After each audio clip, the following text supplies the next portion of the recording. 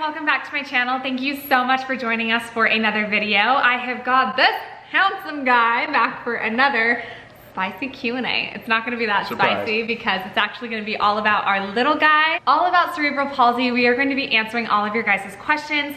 If you do not follow me on Instagram, go ahead and go follow me over there because I will always put up little question boxes and things like that for YouTube so that you guys can join in, ask some questions. But I will go ahead and put that up on the screen for you guys so you can go ahead and follow me over there. Today you guys sent in some awesome questions and I'm super excited to answer them. So I don't wanna make this intro long. Let's go ahead and just jump right into the questions. Are you gonna link my Instagram too? You only said yours. Will his speech be impacted by his cerebral palsy? Yes, we believe so. Right now, Beckham can't say any words and he's 2 years old. To preface though, not by his cerebral palsy, by his brain bleed, correct? Right, but cerebral palsy is just a brain injury at birth, so same thing. Cut that so they don't think you're explaining shit to me. I'm so leaving that in. You are not. I have to. You guys, Hunter understands. All right, I'm glad I could help answer your questions. So, yes, all in all, yes, it will affect. I feel like you're flexing that you go to the appointments and I don't. So. It will affect his speech, but we are super, super hopeful that his speech will pick up later in life. He works with a speech therapist. He actually works right now with a feeding therapist and an occupational therapist who is also a speech therapist, and we will be starting speech therapy this year. So I'm really excited, especially with Blakely learning how to talk. I'm very curious to see how that impacts Beckham because I am not making this up, you guys. Blakely can say mom, you guys know this. Well, the other day, Beckham started making sounds. I'm not even playing. Well, he said, hello, father, to me. I'm excited to see like how his speech picks up, but I definitely think we'll end up teaching him sign language and other forms of communication first. We actually already have a few ways to communicate with him, but the closest thing we have right now that works consistently is high five. I know, it's so cute. Oh my gosh, I died. It's so cute. Oh, someone said I'm excited to see the new gait trainer you ordered. I don't know if that video's up yet, but if it's not, it's coming. It probably is already up. Sure it is. It's so cute. Did the doctors ever say what caused you to pass out leading to the accident? Okay, so this isn't specifically about the cerebral palsy, but this is my most asked question for sure from his videos. And unfortunately, there is no conclusion that they were able to come to. So they did test my placenta, and unfortunately, they were not able to determine whether my placenta had abrupted before the accident, and that caused the accident because I was losing blood internally, which led me to passing out, or if I passed out from another cause, hit the rock wall, and then the force of the accident caused my placenta to abrupt. So we just don't know which came first, which I'm not gonna lie, like that is kind of hard on me. I wish that I knew, but we've had multiple nurses and doctors give their own opinions and it's very, very mixed. It's kind of hard to believe that the accident wouldn't have abrupted the placenta. Yeah. But it is it is possible that it silently abrupted, and that would be a perfect explanation as to why I had ate, drank, never passed out before, and all of a sudden passed out. And it very well could have been because I was losing blood internally. After they had done all types of scans on Rachel from the hospital bed because she couldn't walk at first, you know, like brain scans, and they did all sorts of tests, blood tests. Checked. There was a specialist that came in. There's so many specialists, I don't know what type it was, sorry, but he came in and he said, okay, so sat us down. This is what I think happened. He said, I believe, so this was the most forward someone had been in saying, like, I think this is what happened. Yeah. And that it was that it had silently torn. Yeah. She was bleeding internally. Yeah. And had she not gotten in the wreck, she would have died, and so would Beckham. So, a lot of doctors think that me actually passing out at the wheel saved my life because I was already internally bleeding, which actually would make quite a bit of sense because typically those of you who have been pregnant know that you might get a little lightheaded if you haven't eaten or something of that sort. But I had had a full meal, had never passed out previously in a pregnancy or otherwise, and it was immediate, literally immediate. And so I did like his conclusion personally because it allowed me, myself, to have almost like a positive spin that it's good that the wreck occurred, right? Because in the event that if that is what happened, then in the event of her getting in that wreck, it saved your life and Beckham's life. So yeah, that's how I like to look at it. Would have died. Right, 100%. Obviously. Yeah. Yeah. So you can kind of draw your own conclusion there, but you know, there's mixed opinions. We're just not sure. Does it only affect him physically, or is he cognitively affected by cerebral palsy as well? So this is actually a very good question, because at first we were told one thing and then we were told another. So the way they explained it in the hospital is when they gave Beckham a head ultrasound, it was kind of like looking through a keyhole in a door where you can only see like part of the room on the other side. And then when you get an MRI for the brain, it's like opening the door entirely so you can see everything. So when they did the head ultrasound, it looked like only white matter had been affected. I'm trying to remember. So you have white matter and gray matter in your brain, and one affects you mentally and one affects you physically. And only the physical matter had been affected according to the head ultrasound. Which was the gray, I believe. Was it gray? I'm not sure. Someone correct me in the comments below. Then they did the MRI, and it did look like more of his brain had been affected than we had thought. He is mentally affected, but not nearly as much as he's physically affected. As you guys know, like Beckham is really, really, really smart. And most of the things that we're seeing is it's just difficult for him to communicate with his body to do something. But he understands us when we tell him certain things or we talk to him. He is just like, he is so smart. I mean. So to answer that question. He's so smart. The cognitive is affected as well, yes. Yeah, but minimally. Maybe that's just my opinion, but I don't care. I say it's minimal. Does he still have the drain, or was that removed? This is a very good question. Oh. You're referring to his reservoir. There's two different devices that they can put in your brain if your spinal fluid is not draining properly. I feel like a nurse right now. I'm not a pro at this, you guys, but I did learn a lot in the NICU. There are two different things that they can put in the brain. One is a reservoir, and that's temporary, and one is a shunt, and that is permanent. So they put the reservoir in when Beckham was 3 weeks old. He got brain surgery at 3 weeks old. It's terrifying, but the surgeon was phenomenal. He's like world renowned. He's incredible. So shout out to all of our medical professionals. We love you and are so grateful for you. He got that reservoir placed to drain his spinal fluid, and then they suspected that he would need the permanent version of the shunt afterwards. But by some miracle, God came in clutch, and we were fortunate enough not to have that shunt placed.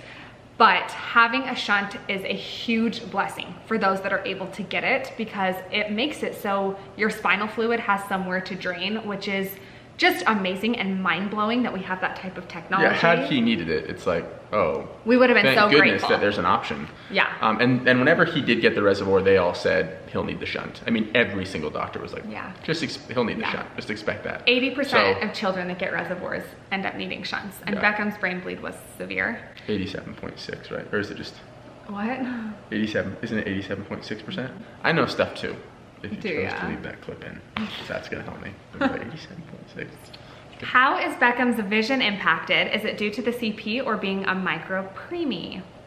Another excellent question, because we have a vlog. Guys, I'm like really bad at knowing the order of when certain vlogs are coming out, so I'm always like, if that's up yet, but we actually just did an entire vlog on Beckham's eyes. So he is a little bit cross-eyed, of course, as you guys know. And that is actually from his brain bleed. And that's something that our doctor was actually just explaining to us just recently. We do have some options that we go over in that video with you guys on whether Beckham will need surgery or not. Do you think having Blakely around has or will help his progress? Absolutely. Yeah, it already has, and we believe it will continue to. It's actually really cool watching them interact. She'll go play with a toy, and then because she interacted with the toy, he'll go and like check it out. She recently taught him how to pull out her laptop charger. I know. And he thinks the sound is so funny. And guys, so he'll come out and pull I freaked out. Blakely pulls out my laptop charger all the time. I put it on my Instagram stories if you guys saw it. And I'm like trying to teach her the word no. But I was working one day and Beckham, army crawls over, reaches up and literally pulls my laptop charger out of the wall.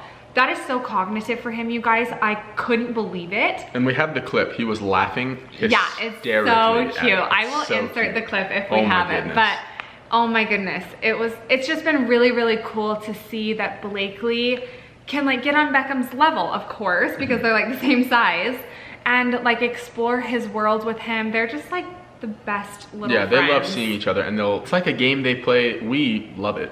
They'll scream at each other. So one will scream and then stop, and the other will scream. It's like they're talking to each other. No, truly. I mean, it sounds ridiculous, but it's incredible to watch and very loud.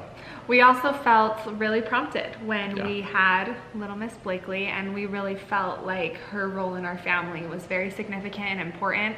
And she's already fulfilling that, and we will never put any pressure on her whatsoever, but we just knew that she would naturally have like a very comforting and loving spirit for Beckham, and that they have a very special relationship. So and they do. Cool. Intuitively, we felt like exactly that would happen. Great question. Yeah. Someone actually just asked feeding therapy with a question mark, and that is a very good question. We do have Beckham in feeding therapy, and I actually just uploaded a vlog about feeding therapy and gave you guys a good update, and I actually take you to feeding therapy with me, so you should definitely check that out. I will go ahead and leave a little link for you guys. We love Beckham's feeding therapist. She's like amazing, and Hunter is his primary like feeder here at home.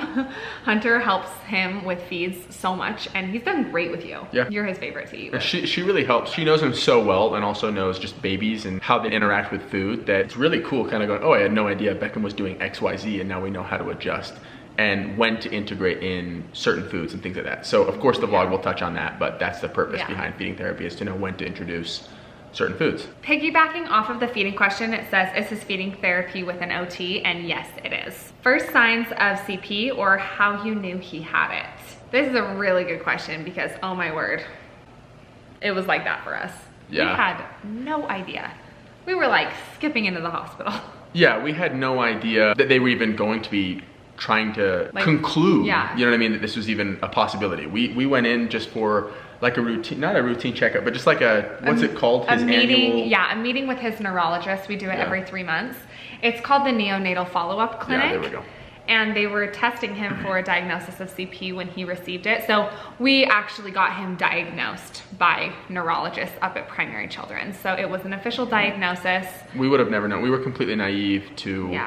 that he could have had that, like Rachel said. When we went in, they were like stretching him and testing mobility, and I think also just kind of in his legs. So anyways, as they were doing that, they concluded and went, okay, so you know, Beckham has cerebral palsy.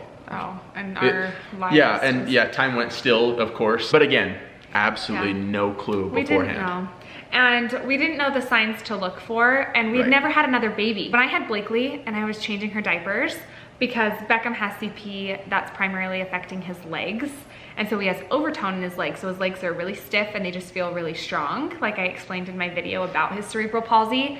And when I changed Blakely's diaper, her little legs just like flop open. Blakely's the most flexible thing I've ever seen. Or when you hold her on your hip or something. And I'm like, oh, this is typical. And I didn't know that. We'd also never had, you know, just for example, cerebral palsy from either side of the family. So we weren't familiar with it. Completely naive. Yeah. Will Beckham always need care, or will he one day be able to live alone and be independent? I have an answer for this. Good question. Yeah, go ahead. What is yours? My answer is that I absolutely believe that he'll be able to not only live alone, but also lead his own life as far as career paths and things like that. I've always felt that it'll happen over time. He'll be quite a bit older when he learns to walk, when he learns to talk, which is typical in CP anyways, and we appreciate so much all the stories in the comments. They're if you so have inspiring. Any experience or anything like that, please share it with us, because we do read through every single story. Every comment. Even, you know, that there's a video of Rachel that has like thousands of comments in particular, and so we go through every single story because it means so much to us, and we'll do it together. So if you have a story, please share. But in reading those stories and also just our own intuition, my thought process and feelings are that he'll be able to walk, he'll be able to think for himself and talk, and that in time he'll live by himself just like everybody else does as well. Perfect answer. That's exactly what I believe will happen. And if he ended up staying with us, then we are honored to have the privilege of taking care of him for the rest of his life, even though I know that won't be the case. You mentioned many times how you felt bad for him with the diagnosis and not for yourself. Was there any part of you that did feel bad for yourself? I feel like some moms may feel that way at first. Yeah, that's a really good question. Really kind of vulnerable and sensitive question. You know, I think that most mothers with children that have disabilities, whether they find out in the womb or after birth, there's a period of mourning the loss of the life you thought your child would have. So it's not the life you thought you would have raising your child, but it's the life that you wanted for them. And I think it purely just comes for wishing that you could trade them places and wanting to be able to take the pain yourself. But you know, it can be difficult, but at the end of the day, I'm just so grateful that he's here, and I just like want to be his biggest cheerleader for the rest of his life. Yeah, I mean, we're on the internet, so no matter what answer we give, someone will speculate and go, that's disgusting for this reason. It's wanting to live those experiences with him. It's feeling like he was also robbed of certain things and certain experiences. But what's so interesting as time evolves and as he evolves is all the experiences we would have never had if he wasn't diagnosed with cerebral palsy or if he didn't have this brain bleed. And it's really amazing that you can look at, because we also have, you know, newborn Blakely, or I guess just baby Blakely. For the Blakers. Yeah, not really newborn anymore. But it's really cool being able to see both sides, because we would have missed out on so many opportunities and experiences had Beckham not come the exact way that he chose to. So. Oh, that's such a great point. They both provide us with beautiful and wonderful things that the other baby could not provide us with. We like to refer to it as us having the best of both worlds. Yeah. Yeah. Everyone who's a parent knows having children just makes you so vulnerable. Yeah. And they're both just our world. They're everything. They're amazing. We love them exactly as but really, they are. Really good question. I understand wanting to great. know that insight. Thank you guys so much for joining us for this little Q&A. It's really fun to answer your guys' questions, and I will never be able to express how thankful I am for how much you guys love our kids. It is just so special and sweet that you guys want to know all of these amazing things about Beckham and his progress, and we promise that we'll keep sharing, and we're just grateful that you guys want to join us for this journey. If you haven't yet, be sure to hit that red subscribe button so that you don't miss any future videos, and give this video a thumbs up, and we will catch you guys in the next one. Bye!